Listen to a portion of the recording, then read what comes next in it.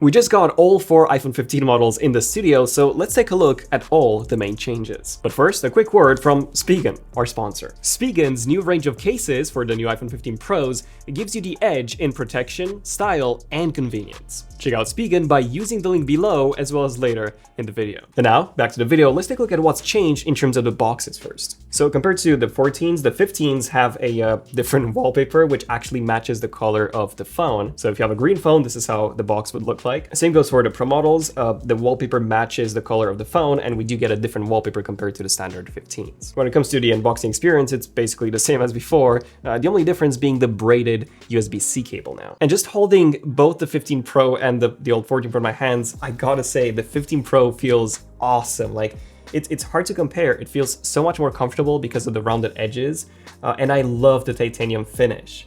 It's not as fingerprinty, hopefully you can see that, as the 14 Pro, and it just feels so much better, so much more comfortable, and it even feels more premium than the old 14 Pro. And there's also a big difference when it comes to the 15 Pro Max. This feels so much better, way more comfortable in the hand. This just feels so sharp, the old 14 Pro Max, and I'm excited. I'm honestly excited to start using the 15 Pro Max as my main phone for, well, essentially the next year. This is a major upgrade in comfort and feel, yeah, compared to the old 14 Pro Max. Oh, and I gotta say, I'm actually very impressed with how thin the bezels are. Just take a look at that. 15 Pro versus 14 Pro. The difference is definitely there. Absolutely love the way the 15 Pro looks, even from the front. Oh, and one more thing, there's a substantial weight difference between the 14 Pro Max and the 15 Pro Max. Like, literally, this is very, very significant. So if you're coming from a 14 Pro Max or anything below that, including the 12 Pro Max, then you'll definitely love the 15 Pro Max quite a lot. Now, when it comes to the new colors, one of them is this blue titanium, which actually looks quite similar to the purple iPhone 14 Pro, at least to my eyes, and very different to the Pacific blue on the iPhone 12 Pro, which was much lighter. So this is considerably darker. And also, the camera rings, since they're now matte, they now match the color of the phone a bit better than before when they were glossy. And then the second new Pro color is natural titanium, which looks awesome. Like, this is, I haven't seen the space gray just yet, but so far this is my favorite color of the year. It looks amazing.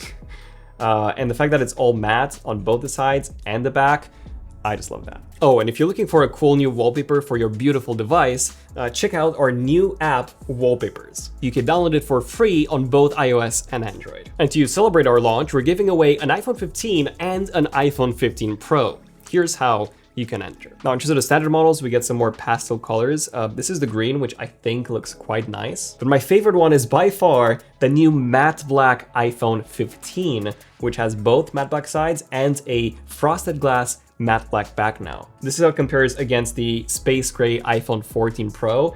So the 15 is actually a bit darker, which I do really like. And this is how it compares against Apple's previous fully matte black iPhone, the iPhone 7 Plus. Now, as you can see, the 7 Plus was a tiny bit darker. Now, Apple has also updated their case lineup this year with the new fine woven material that replaces the old leather cases. Okay, so this is very weird. I've just tried it for a bit, and I don't know, I just don't like the feel of it. It feels like very, very low-end clothes in a way.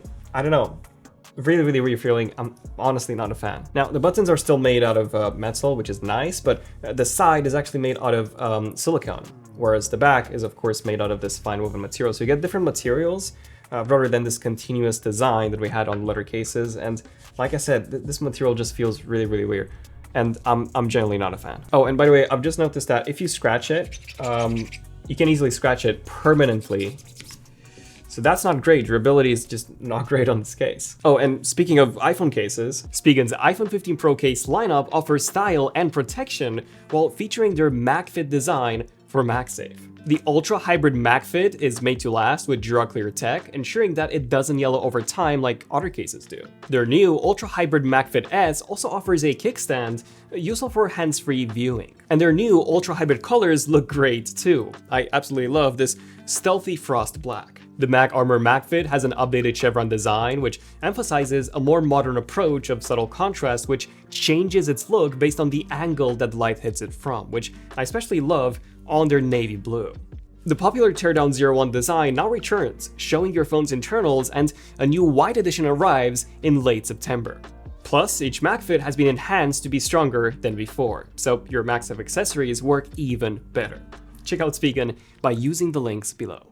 Okay, so now let's talk about the cameras. There are pretty much two big upgrades this year. The switch from Smart HDR4 to Smart HDR5, which should improve HDR photos, and then the 5x zoom module on the iPhone 15 Pro Max compared to the 3x on the 15 Pro and the 14 Pro. If we take a look at this first image here, the HDR processing looks almost identical until you zoom into the clouds, where you can see that the 15 Pro has indeed exposed them better. Same applies to the second photo right here, where the 14 Pro just blows out the sky completely, whereas the 15 Pro manages to expose it much better. So Smart HDR5 doesn't indeed seem to fix the blown out highlights issue, at least for the overcast days like this one. When it comes to the ultra-wide, there are no major changes here, although the 15 Pro does have a slightly brighter image. Portrait mode shots were a bit strange, as I do think the 14 Pro did a better job here with more contrast and a sharper image, especially if you take a look at my hair. So now let's compare the zooms. If you take a look at the lenses, you can actually see the difference between the 15 Pro and the 15 Pro Max. And if we take a look at a sample, to be honest, the difference isn't that big. If we take a look at a tree,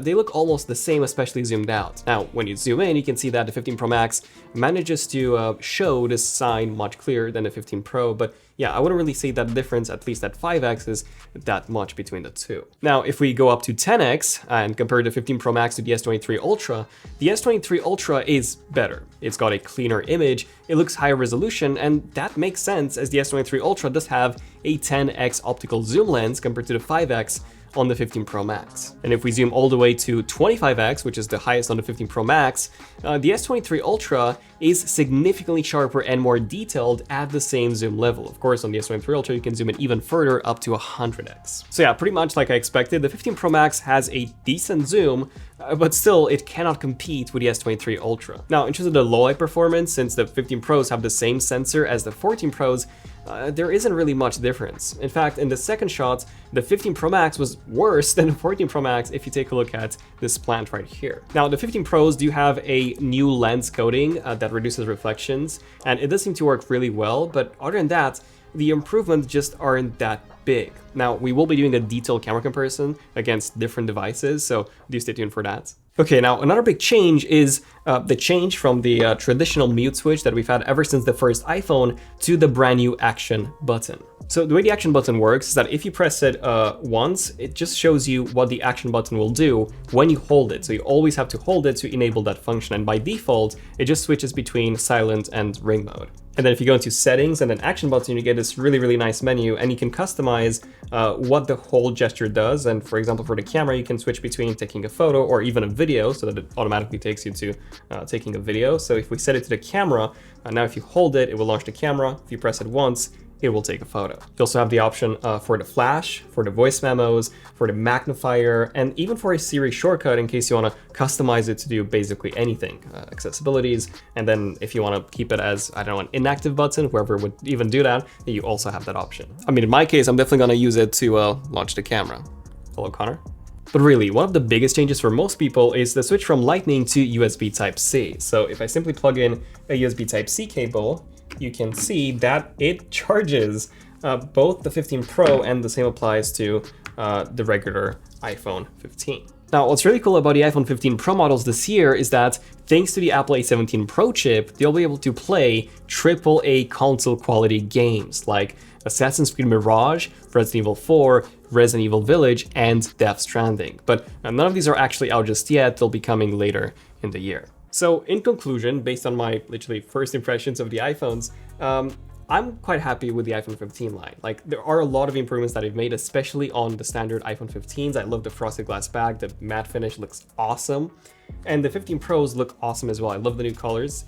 But I was just hoping for, I don't know, a bigger camera jump. Like, I was hoping for some bigger upgrades. Of course, we'll be doing an in-depth camera comparison soon against different phones, so we'll test that there. I'm also curious to test the battery life, and I don't know, I do hope that it gives us more options for the action button, because I think it has a lot of potential. But yeah, let us know what you guys think. Don't forget about wallpapers. It's free to download, and let us know what you think. We'll be improving it every single week. Thanks for your feedback. I'm Daniel, this has been ZONEofTECH, and yeah, stay tuned for the next upcoming iPhone 15 videos. ZONEofTECH, signing out. Cheers.